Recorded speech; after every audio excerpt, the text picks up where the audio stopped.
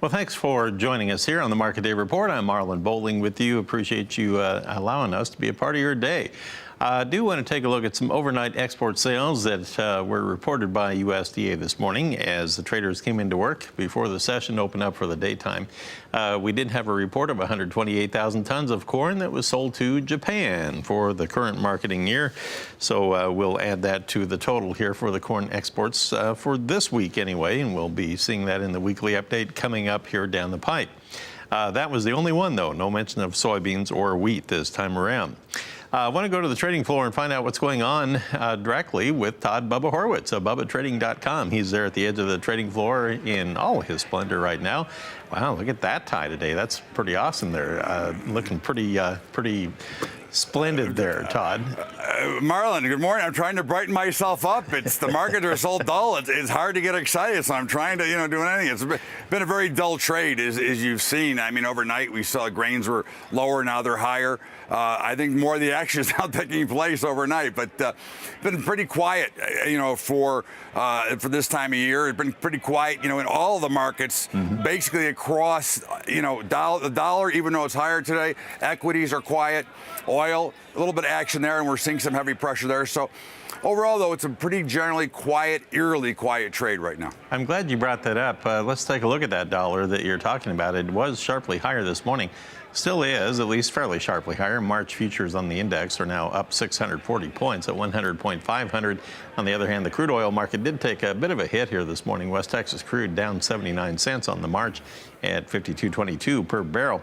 Now, Todd, on the grain side, let's take a look here at the corn and soybean prices. We had the corn that actually opened up fairly flat, maybe even a little weaker this morning, and then it turned around here about a half an hour to an hour ago. Now we're 3.5 higher. Last trade on March is 367.25. New crop December up 3.5 now at 395.5. And then on the soybean trade, here we had the March contract now 6 higher at 1042. That's after posting a low after the open of 1032. So we're a dime off of that. So we were 4 cents lower, now 6 cents higher. What made that market turn around? Any idea? Well, I think it's really the more lack of trading and the lack of conviction that's going on right now. So you're seeing a back off on both sides. If you remember, we talked about 1040 was going to be a key level, and I still think that it comes into play here. We could be, 1040 means 1035, 1045 is the area. I think there's still a very good chance they can go back and test those lows again at around $10, or we can run and test the highs at 1080. But right now we've got to watch, because we're now on both sides today of this 1040 level, and I think what's going to be real important here is where does the close come in, and then how does it follow through tomorrow? I don't think we're going to run away and hide on either side of the market today in soybeans. I think that this 1040 is going to prove to be a very key pivot point, and this will help decide whether or not that we're going to actually continue the rally that was started and then going down 8 days in a row, or is this going to be the end and we're going to see a little bit of a pullback before we can start to rally again. Longer term, I think you're going to see much higher prices, but in the short term, we're going to fool around with this 1040 level. A higher likely chance that they go back to try to test the $10 level before we start the move upwards. On the wheat trade on Chicago wheat, let's take a look at the March right now. We're currently 2 3/4 higher at 425.25. New crop July up 1.5 pennies. Kansas City on the March contract, we are now 1 3/4 lower at 434. That's interesting. July down 1 penny at 460. Spring wheat trade in Minneapolis, we have the March down 3 3.5 cents lower at 551 3/4. July down 1 penny.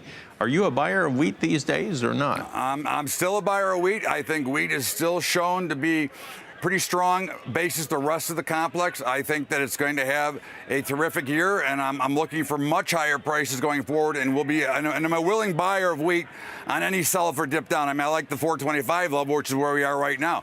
I think you're going to see a run at 440, a run at 450, and then we're going to have some pullbacks. There is no market that's going to necessarily go straight up in one direction, but I think you can see by the way we're making higher lows that the markets are a little bit stronger here, and corn is also quite strong here, and 365 showing to be quite the number that's been holding it in. All right.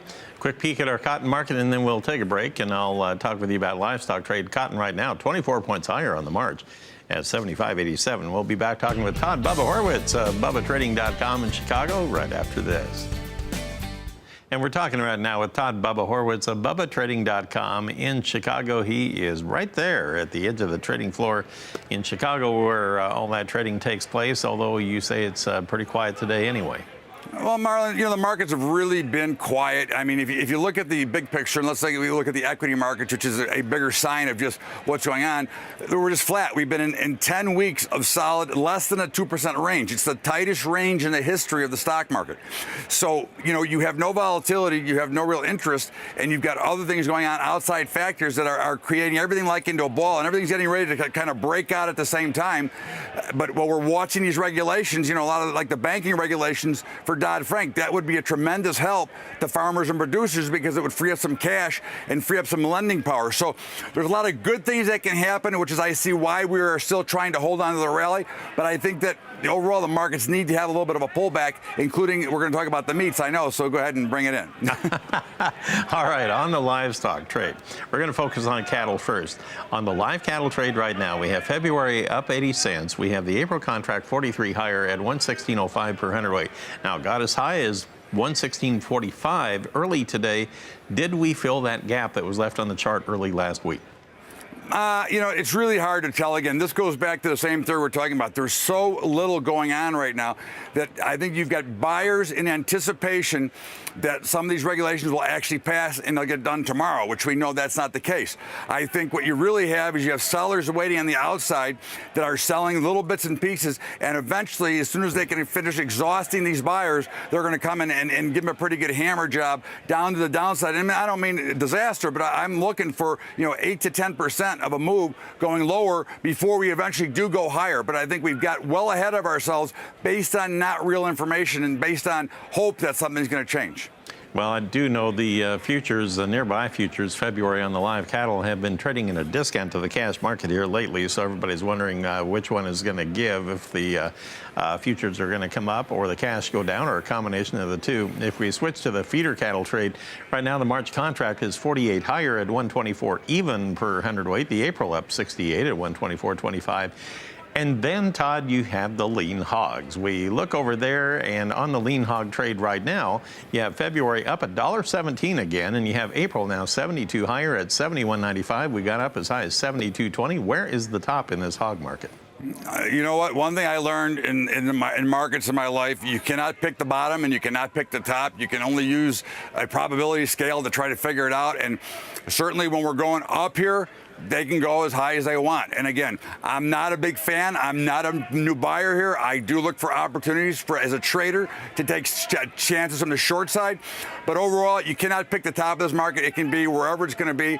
Right now, the buyers are much stronger than the sellers. And even though underneath the surface there's a lot of sellers, right now the buyers have much more power, and they're going to continue to power them higher. Now, there's probably another 3 or 4% higher before we might see some selling. Now, I'm not a fan, and I am looking for a spot to sell them, but I'm going to stay away from trying to pick the top. It becomes too expensive when you're wrong. All right, so you're a cheerleader, just not going to chase the market. Todd, thanks for joining us today. I appreciate it. Todd Bubba Horwitz of BubbaTrading.com. There you have it, direct from the trading floor. Excitement always. Always. Thank you so much, Marlon and Todd.